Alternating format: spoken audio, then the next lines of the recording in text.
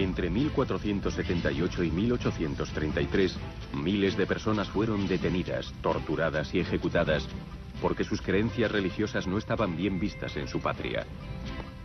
Fueron víctimas de la Inquisición española. La Inquisición fue una organización siniestra, pero ha estado tan oculta por la leyenda que hasta ahora ha resultado difícil contar la verdadera historia de esos días lúgubres de la Iglesia Católica.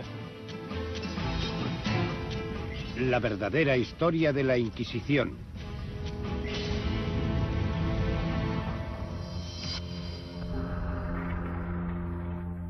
La Inquisición española se recuerda como el primer y posiblemente más terrorífico ejemplo de policía del pensamiento. Se creó para librar a España de herejes. Los líderes políticos y religiosos de España creían que la herejía se extendería como una epidemia y les impediría unificar a la población bajo una sola bandera, una corona y, más importante aún, una sola religión.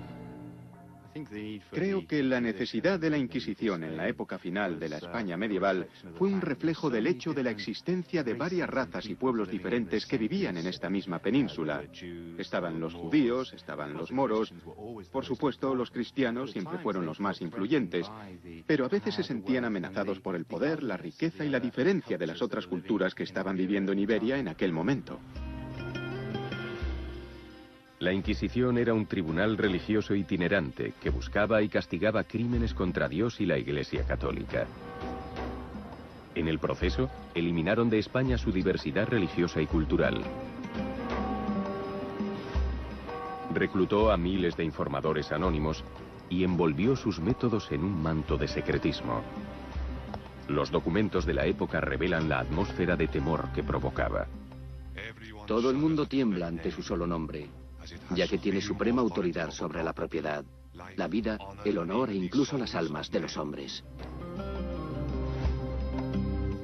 Los estudiosos modernos están volviendo a examinar las pruebas existentes y extraen nuevas y sorprendentes conclusiones sobre por qué surgió la Inquisición, cómo funcionaba y por qué se le permitió existir durante unos 300 años.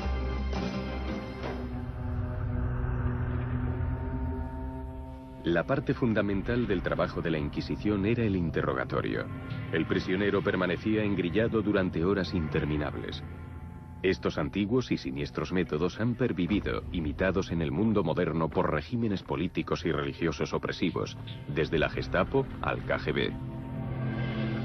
El interrogatorio comenzaba de forma sosegada, con preguntas en apariencia inocentes sobre la vida del prisionero y la de su familia. La Inquisición te preguntaba exhaustivamente sobre lo que hacías. ¿Qué hacía tu familia?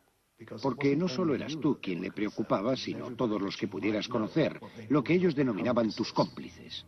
Te decían, ¿cómo te llamas? ¿Sabes por qué te han detenido? Mira, la Inquisición no detiene a nadie sin motivo. ¿Eres consciente de ello? Si respondías afirmativamente, ¿tienes algo que decirnos, alguna confesión que hacer? Porque la confesión voluntaria era la que te acarrearía menos problemas. No, no tengo nada que decir, no sé por qué me han detenido. Y decían, ve a tu celda y piensa en ello. El prisionero podía estar encerrado en confinamiento solitario durante semanas, incluso hasta meses, y el carcelero era su único contacto humano.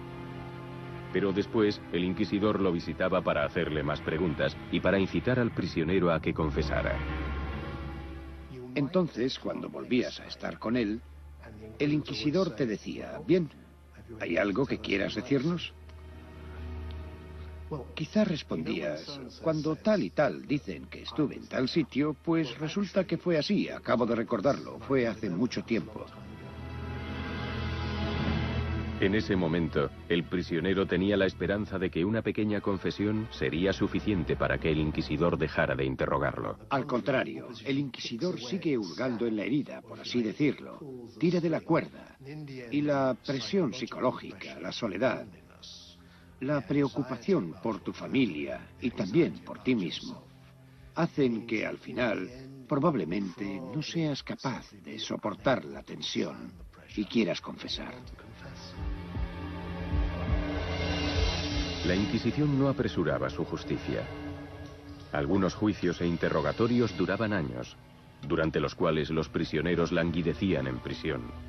Pero a los ojos de sus carceleros, los prisioneros habían cometido el crimen más vil del mundo medieval, la herejía. Ahora no se da esa circunstancia, pero en aquellos días la herejía, cuestionar la palabra de Dios escrita en la Biblia, era un crimen muy grave y en muchos aspectos peor que el asesinato. Un asesino podía al menos ser perdonado y su alma podía ir al cielo. Pero a un hereje no arrepentido solo le esperaba un viaje sin retorno al infierno. La herejía, creer en cosas que la Iglesia decía que no eran ciertas, ponía en peligro tu alma.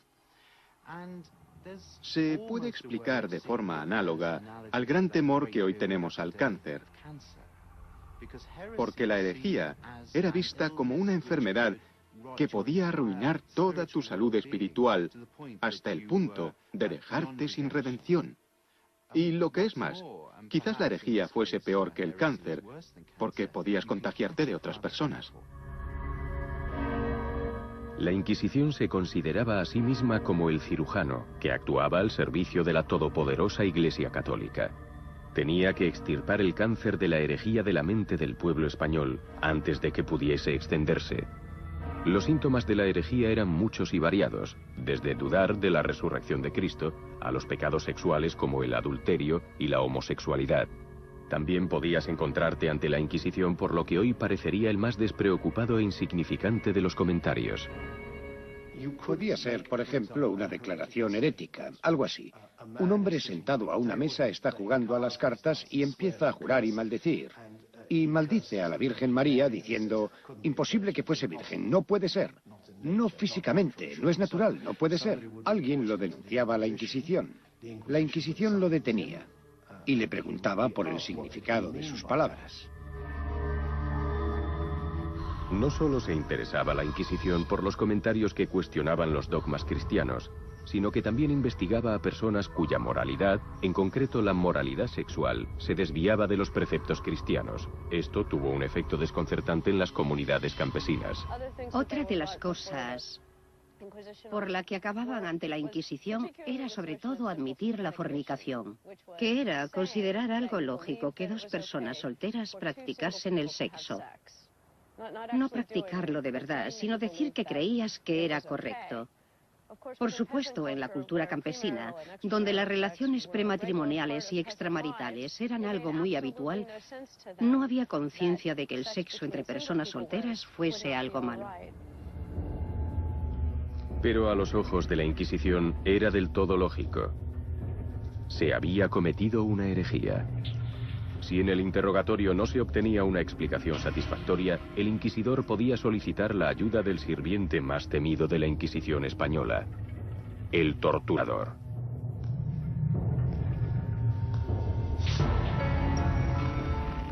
Las técnicas de tortura practicadas eran muchas y variadas, de los simples latigazos a los métodos más elaborados e imaginativos. El estrapado era una variante del ahorcamiento. A la víctima primero se la dejaba inmóvil atándola de pies y manos. Con los brazos atados a la espalda, se la levantaba del suelo, provocando gran dolor en los hombros. El dolor se intensificaba dejando caer a la víctima.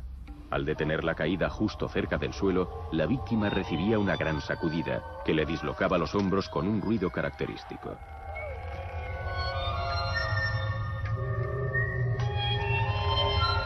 El inquisidor podía entonces entrar y seguir con el interrogatorio, confiando en que el dolor provocara una respuesta diferente.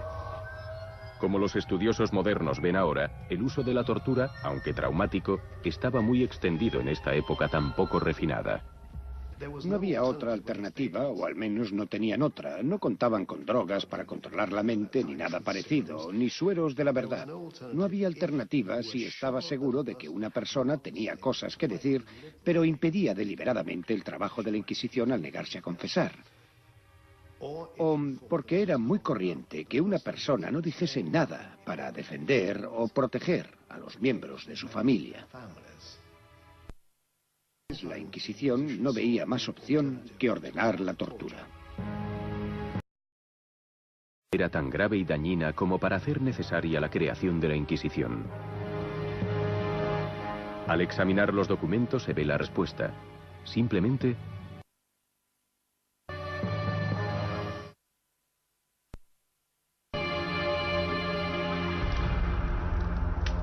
la Europa medieval no era un lugar agradable para ser judío.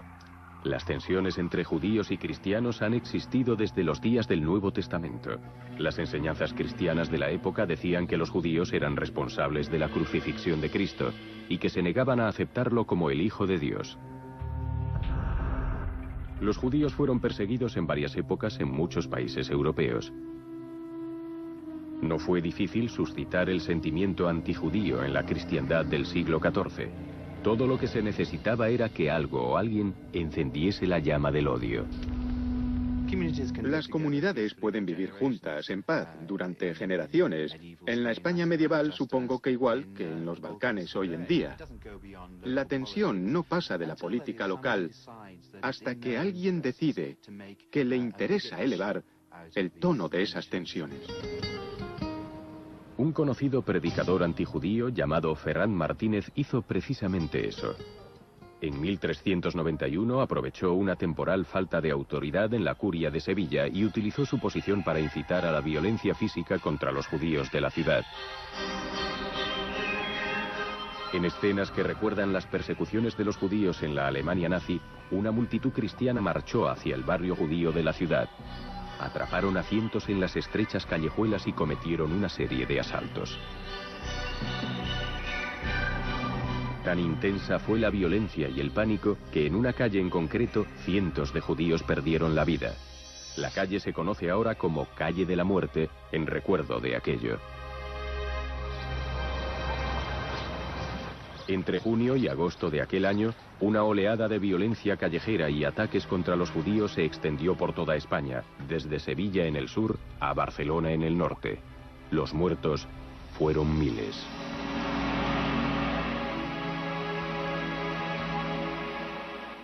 Durante los siguientes 100 años, España estuvo plagada de inquietante antisemitismo. El poder y la influencia de la Iglesia Católica continuó creciendo, exigiendo la adhesión incondicional a la única fe verdadera, el cristianismo. Bajo esta presión, unos 150.000 judíos huyeron de España, pero unos 250.000 se quedaron. Renunciaron a su herencia religiosa y cultural y se convirtieron al cristianismo, al menos en apariencia. Los nuevos cristianos, o conversos como eran denominados, pudieron alcanzar entonces un puesto en la sociedad que había sido coto reservado de los cristianos. Muchos conversos estuvieron encantados de aprovecharse de ese beneficio de su nueva religión. Tenemos el famoso caso del rabino de Burgos, que se convirtió al catolicismo y llegó a ser el obispo de Burgos. Esto suscita un poco la incredulidad, es decir, ¿cuánta sinceridad había en la conversión? Si eres rabino y luego acabas siendo obispo, no tiene mucho sentido. Hubo a quien le pareció sospechoso.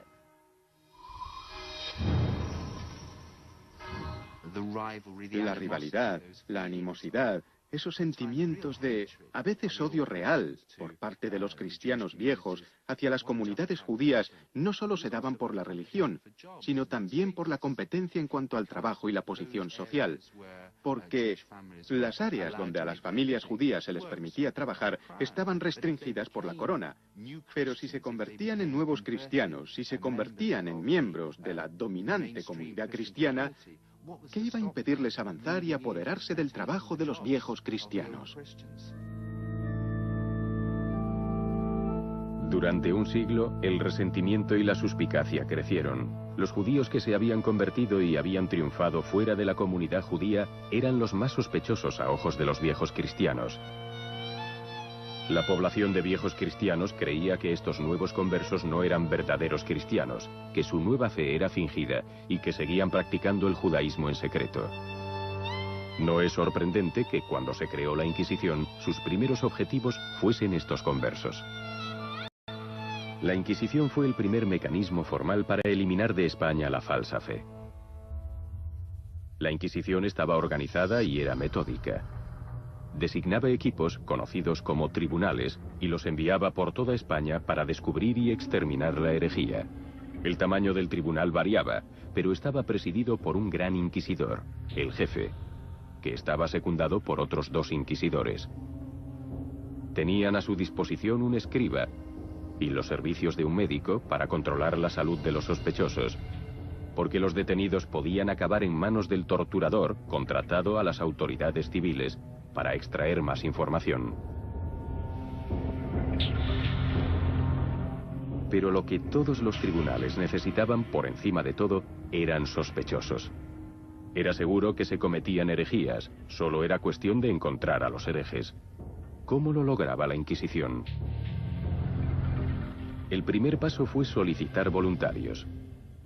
Se presentaron muchas personas dispuestas a ello. Era una buena forma de que los viejos cristianos demostraran lo buenos católicos que eran. Confesaban, recibían una penitencia y luego el perdón. La Inquisición acogía de buen grado estas confesiones, imponía pequeñas penitencias y reconciliaba a la persona con la Iglesia. Funcionaba bien, pero solo para las faltas leves, que no era lo que la Inquisición estaba buscando. Al carecer de organismo estatal de espionaje del que valerse, la Inquisición elaboró métodos que eran tan ingeniosos como efectivos. La única forma de reunir información es invitando al público a participar. No hay archivos secretos, no hay bases de datos. Solo se presenta y le pide a la gente que acuda a contarle lo que sabe sobre las prácticas religiosas de sus vecinos. Es un sistema basado en que el pueblo, en conjunto, participe en una gran operación de espionaje hacia sus propios vecinos. Fue uno de los aspectos más sombríos de la Inquisición española y llevaría invariablemente a llamar a la puerta de alguien en plena noche. En plena noche te sorprendía la llegada de la Inquisición. Rodeaban la casa, te detenían junto con los demás habitantes de la casa, con tu esposa y toda tu familia. Y luego te llevaban en un carruaje cerrado hasta la cárcel de la Inquisición. Una vez que tenían al sospechoso tras los barrotes, la Inquisición empleaba procedimientos en verdad siniestros. La Inquisición jamás permitía que el acusado supiese quién lo había denunciado. Esa es una de las cosas que los detractores de la Inquisición, en los primeros años de su creación, denunciaron con mucha contundencia. Dijeron que el testimonio secreto era ilegal y por supuesto que era ilegal. No estaba permitido por las leyes vigentes en España. Pero la Inquisición dijo que lo necesitaba porque sin él no podía actuar con efectividad. Y aquí se da el inicio de una cadena de injusticias que dan paso al gran problema de la Inquisición y sus métodos. Para dar una apariencia externa de procedimiento judicial, el prisionero de la Inquisición tenía derecho a un abogado defensor, pero organizar una defensa creíble era casi imposible. La Inquisición no solo ocultaba la identidad de los denunciantes, sino que tampoco revelaba los detalles del crimen imputado al detenido. Si te investigaba la Inquisición, imagino que te inundaría una gran desesperación, porque no sabías de qué te acusaban y así cómo ibas a poder defenderte. Debía de ser una situación horrible. El suelo de la celda era de losas, las paredes hechas de piedra y muy gruesas. El lugar era muy frío en invierno y tan húmedo que mi ropa estaba siempre empapada. Tal fue mi morada durante casi 3 años. Aunque había reglas respecto a las condiciones en que los prisioneros debían ser mantenidos, no siempre se respetaban. El inquisidor local tenía que inspeccionar la prisión todas las semanas, pero eso sí cumplía con su deber con cuidado y atención, lo cual no siempre era el caso.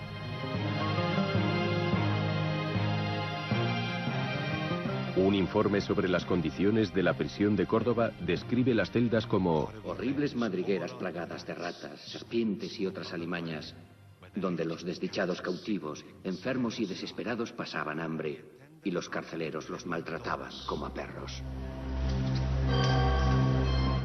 El Tribunal de la Inquisición de Córdoba tenía fama no solo por las condiciones de su prisión, sino también por contar con un inquisidor particularmente sádico, Diego Lucero. se hizo famoso por detener a cientos y cientos de sospechosos cristianos, es decir, nuevos cristianos conversos. Y de hecho, en 2 ocasiones, a principios del siglo XVI, hizo que quemaran a 100 personas en una sola tarde. Las ejecuciones tuvieron lugar enfrente del castillo, en lo que se conocía irónicamente y aún se conoce como los Campos de los Santos Mártires.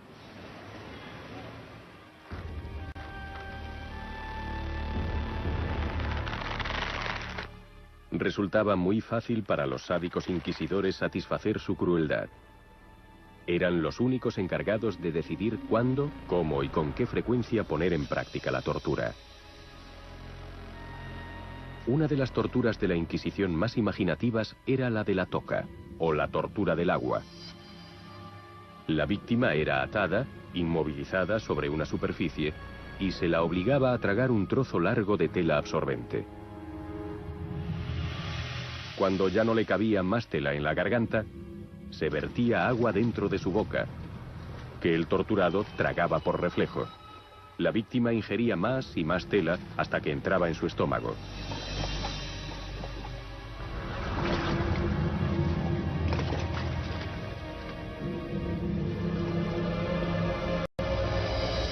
Después se tiraba de la tela hacia afuera con el consiguiente y tremendo dolor.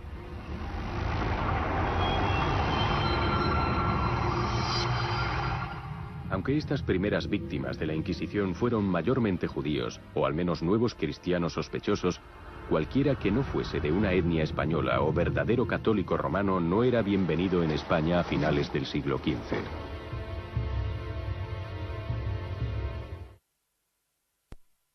programa que van a ver contiene lenguaje violento y escenas que pueden ser inadecuadas para algunos miembros de la familia. El espectador ejercerá su propio criterio. España actualmente es un país moderno, activo y cosmopolita, seguro de su fe católica y orgulloso de su familia real. Solo hay unos cuantos signos visibles de que la Inquisición existió alguna vez.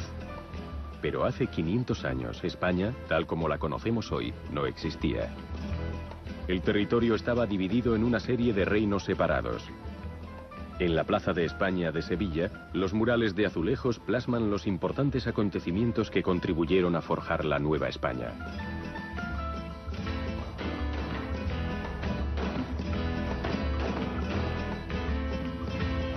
Los 54 murales reflejan una serie de temas: la realeza, la religión y la guerra. Cada uno de ellos es esencial para la historia de la Inquisición española.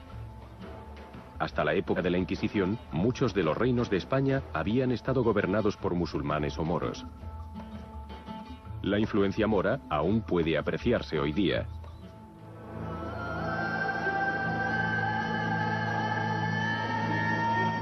Pero los monarcas cristianos de Castilla y Aragón deseaban unir España bajo un solo gobierno y una sola religión: el catolicismo. Igual que ha ocurrido tantas veces, se iniciaron guerras en nombre de la religión. En las batallas consiguientes, los moros fueron empujados cada vez más al sur por los ejércitos cristianos. Finalmente, los moros fueron expulsados en 1492, el mismo año que el rey Fernando de Aragón y la reina Isabel de Castilla enviaron a Cristóbal Colón en el viaje que conduciría al descubrimiento del Nuevo Mundo y las Américas. Los españoles aún celebran la victoria de los cristianos sobre los musulmanes. En Alcoy, en el sureste del país, el acto principal de su fiesta anual es la escenificación de la expulsión de los moros por los cristianos. Es una escena vistosa y excitante para el turista moderno.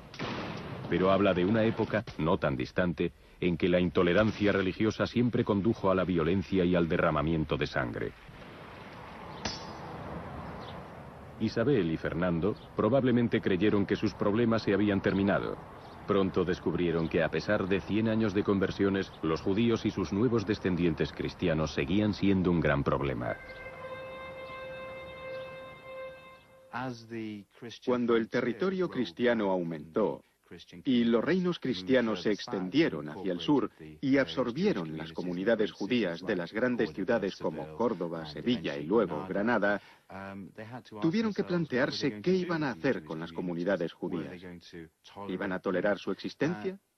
El Islam puede tolerar a los judíos y a los cristianos, porque el Corán dice que son hijos del profeta, ocupan un lugar especial en la religión musulmana, pero en el cristianismo no existe ese espacio para otras variantes, y se creía que era un deber cristiano convertir a todos los de religión distinta a la fe de Cristo, el Hijo de Dios.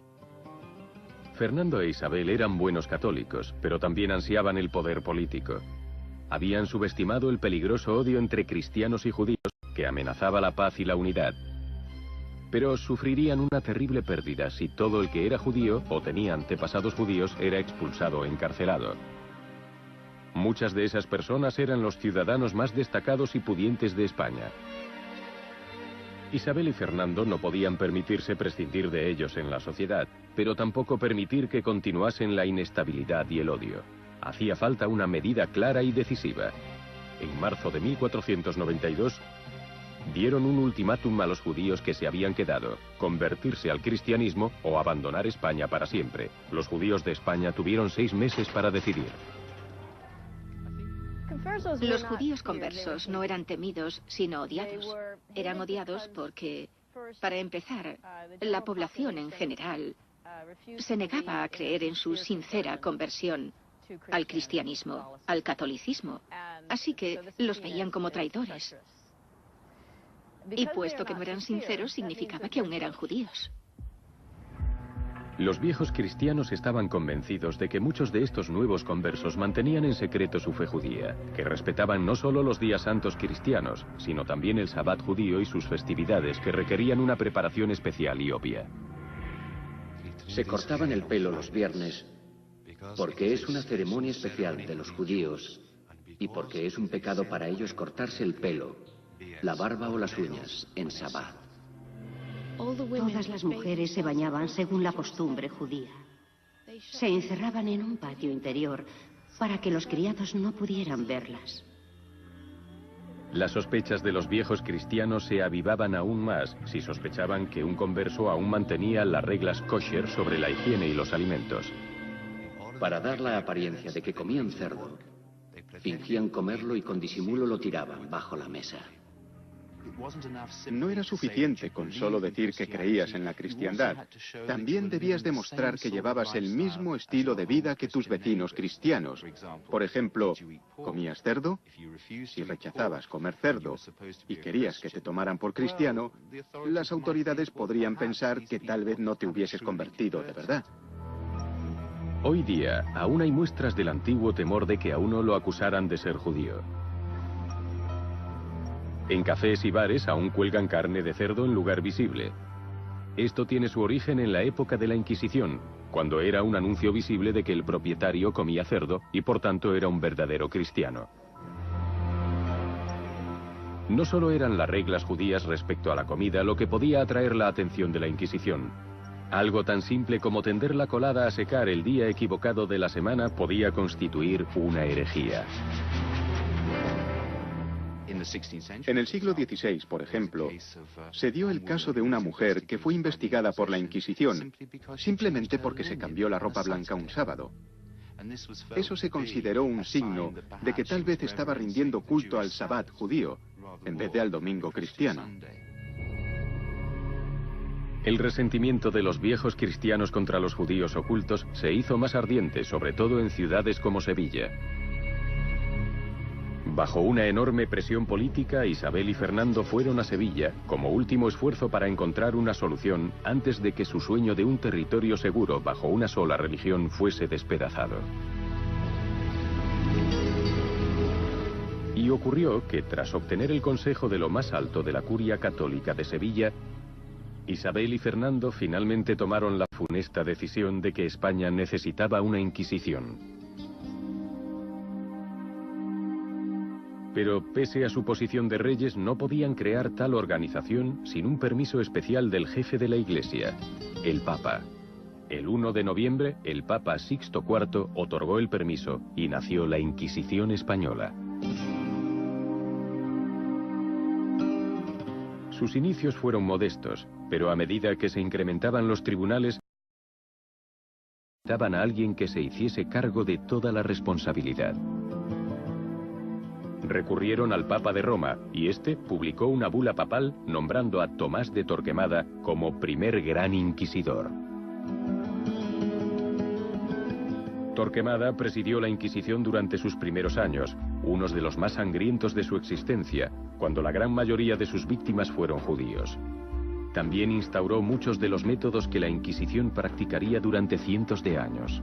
Tomás de Torquemada era confesor de la reina y también era antisemita.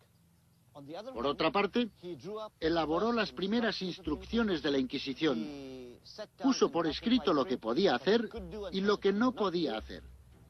Y gracias también a él, la Inquisición se convirtió en un organismo burocrático controlable que siguió sus reglas durante los siguientes 100 años. Las normas de la Inquisición no eran distintas para hombres y mujeres. De hecho, sabían que el linaje judío era transmitido por las mujeres y que las mujeres judías tenían mucha influencia en la comunidad conversa. Así que la Inquisición no tenía reparos en aplicar la tortura a las mujeres con el mismo vigor que a los hombres. A las mujeres detenidas se las desnudaba antes de ser torturadas. Para algunas de ellas, la humillación de estar desnudas en presencia de hombres era suficiente tortura, pero si eso fallaba, el torturador empezaba su trabajo. El potro era una de las torturas. La víctima era atada a una superficie o a un poste vertical y se colocaban cuerdas alrededor del cuerpo, provocando dolor en determinadas áreas donde resultaba menos soportable.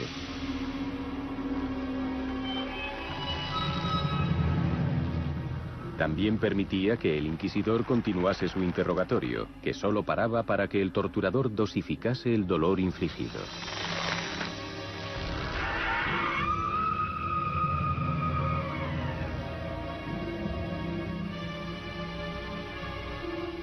Había que ir con cuidado. Las reglas de la Inquisición decían que la tortura no debía usarse para castigar o matar a la víctima. Tenemos noticia de todo esto porque el notario, el escriba, tomaba nota de cada palabra, de cada grito, todo sonido quedaba anotado. Y se puede apreciar el temblor de su mano mientras escribía. Pero los documentos muestran que la tortura era un método muy efectivo para extraer confesiones. Ella fue atada al potro con cuerdas y se ordenó que apretasen los garrotes. Ella dijo: No lo recuerdo. Sáquenme de aquí. Señores, suéltenme, porque no recuerdo. Señores, por Dios, tengan piedad de mí. ¿No ven cómo me están matando estas personas? Lo hice. Por Dios, suéltenme. Una vez que la Inquisición obtenía esa importantísima confesión, era hora de dictar sentencia. Eso se hacía en la clausura de la campaña de la Inquisición en un pueblo dado, la ceremonia de auto de fe. El auto de fe era una mezcla extraña pero impresionante de servicio religioso, tribunal supremo y circo. Los culpables eran colocados en fila ante una muchedumbre en silencio y se iban anunciando los castigos. El auto de fe se escenificaba deliberadamente para que fuese una gran representación teatral del poder de la Inquisición, y muchos eran verdaderos acontecimientos sociales. Igual que las autoridades civiles, la Inquisición contaba con una serie de castigos a su disposición, desde cárcel al destierro o la muerte. Pero también contaba con castigos extraordinariamente peculiares.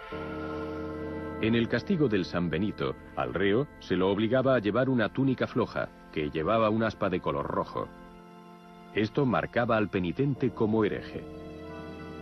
Los herejes confesos tenían que llevar el San Benito a todas horas, una humillación para el portador, incapaz de escapar a la constante mirada del público. Pero esa era la intención. Era un castigo y también un disuasivo, un recordatorio para otros del precio pagado por tener problemas con la Inquisición. Pero la pena mayor era la muerte en la hoguera.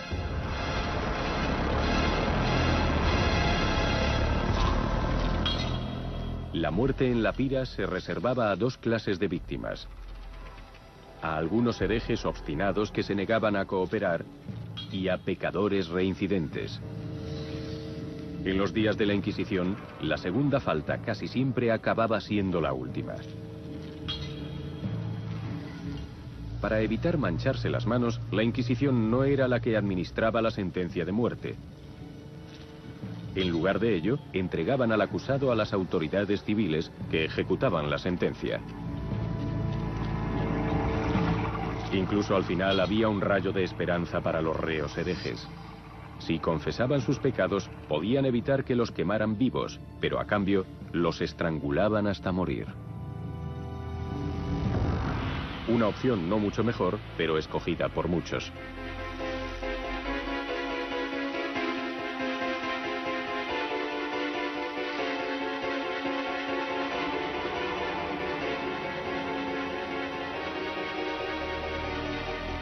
Negarse a confesar significaba ir a la hoguera. La horrible muerte era inminente.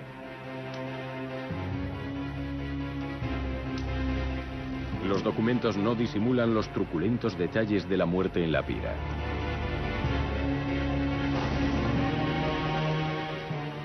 Cuando las llamas lo alcanzaron, se inclinó, se retorció y contorsionó hasta que no pudo más. Estaba tan gordo como un cerdo cebado y ardió por dentro. Así que cuando las llamas se apagaron, siguió ardiendo como un carbón al rojo vivo. Acabó reventando y sus entrañas se desparramaron como las de Judas.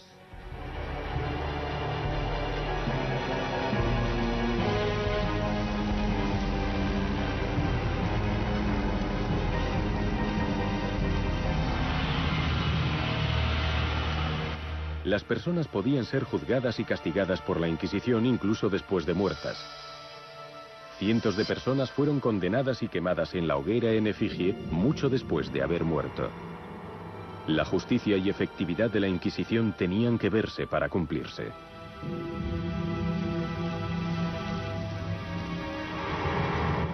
$500 años después, es difícil calcular cuántas personas murieron a manos de la Inquisición. La documentación está incompleta, pero los modernos estudiosos se están dando cuenta de que se ha exagerado mucho, sobre todo respecto al uso del torturador. A las autoridades de la Inquisición no les gustaba mucho recurrir a él porque significaba traer a alguien de fuera, que sería alguien considerado como grosero y falto de educación, y la Inquisición no quería que personas así se mezclasen o tuviesen nada que ver con el proceso de investigar la herejía, la conducta, las almas de las personas y todo eso.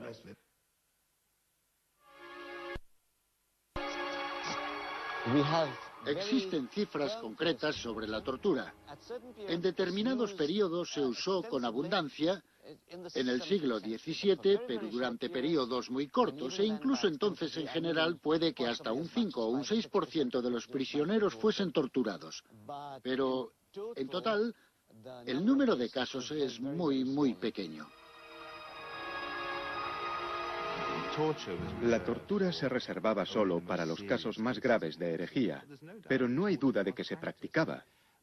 Aunque sospecho que en realidad la gente exageró sobre su utilización.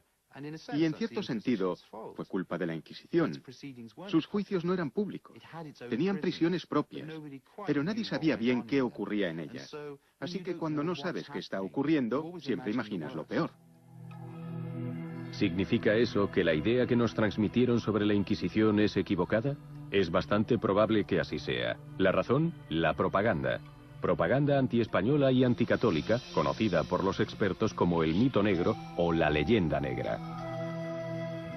La leyenda negra era propaganda creada deliberadamente por el gobierno inglés y las autoridades holandesas en el siglo XVI.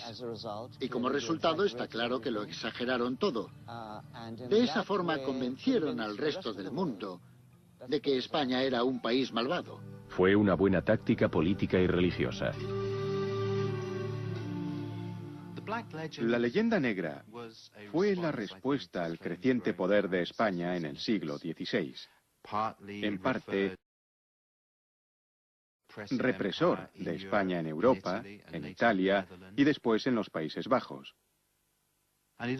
Y también a la forma en que los españoles conquistaban el Nuevo Mundo e intentaban imponer su modo de vida y, por supuesto, su religión cristiana. Así que creo que la leyenda negra surge por el temor de que España use la crueldad para extender el catolicismo. Esta opinión no era muy compartida por los españoles. Llegaron a confiar en la Inquisición. Les proporcionaba una clara identidad nacional católica. La Inquisición española contaba con el apoyo del público, por eso existió durante unos 300 años. Durante ese tiempo, el interés de la Inquisición varió. Durante los primeros 50 años, se centró en los conversos, pero después de eso, logró encontrar herejes en otras comunidades. A veces la Inquisición parece como un monstruo que tiene que encontrar nuevas formas de alimentarse. Al principio centra su interés sobre todo en los judíos. Luego empieza a observar las prácticas de los moros. De 1520 en adelante, examina las actividades de posibles luteranos o protestantes en España y luego, en la segunda mitad del siglo, se reinventa una vez más y empieza, por así decirlo, a mirar en el dormitorio, averiguando lo que los cristianos comunes hacen entre ellos, qué se dicen y cómo se comportan. Para los españoles de a pie, la Inquisición era muy importante. Creían que debido a que su creación la había impulsado el Papa, era obra de Dios. Rechazar a la Inquisición era rechazar la voluntad de Dios. ¿Quién iba a hacer eso en un país católico hasta la médula?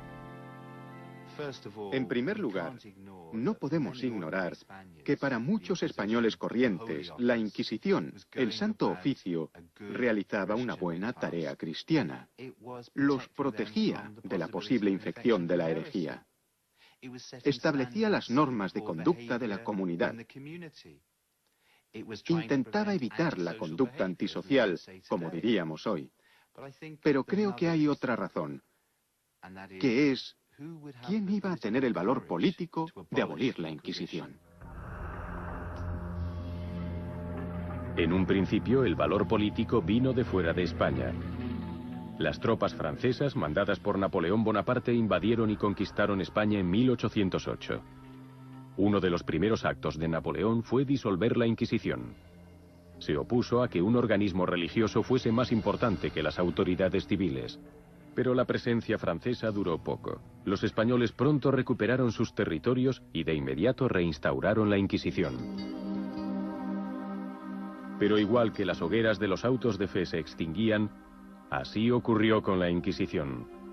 Aunque volvió a instaurarse en 1815, el mundo había cambiado. Era un lugar muy diferente al que había sido a finales del siglo XV.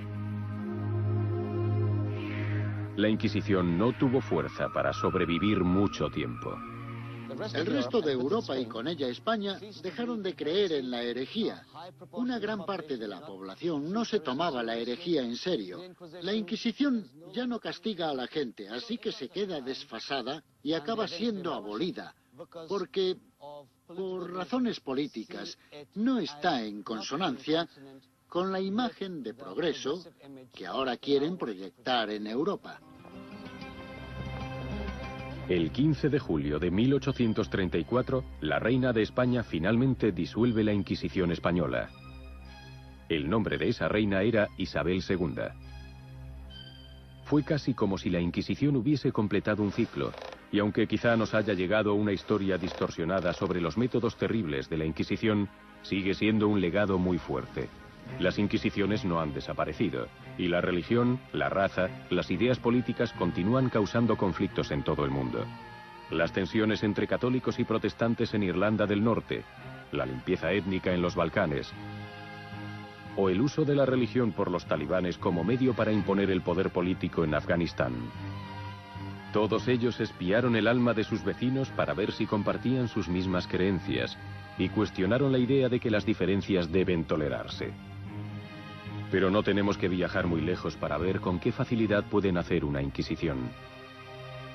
¿A qué hacía referencia George Orwell cuando escribió su libro 1984? Al gran hermano, que quería controlar no solo lo que decías o hacías, sino lo que pensabas. Se puede ver, después de todo, en los Estados Unidos a principios de la década de los 50, en la Inquisición practicada en Hollywood por el Comité de Actividades Antiamericanas. ¿Es miembro del Partido Comunista o ha sido alguna vez miembro del Partido Comunista? Voy a expresar mi respuesta de la única forma en que todo ciudadano estadounidense... Creo que la Inquisición española, en cierto sentido, sigue existiendo. Creo que cuando la gente siente que las libertades civiles, incluso en las democracias modernas, están amenazadas, saben lo mal, o al menos creen que saben lo mal que pueden ponerse las cosas, porque tienen la imagen de la Inquisición española en su mente. Tal vez eso es lo que el Papa Juan Pablo II tenía en mente cuando en abril de 2000, en una visita a Tierra Santa, pidió perdón por los 2000 años de violencia, persecución y atropello del catolicismo. Pidió perdón por el uso de la violencia que algunos cometieron en nombre de la verdad contra los judíos y por la violación de los derechos humanos y la hostilidad mostrada contra los seguidores de otras religiones.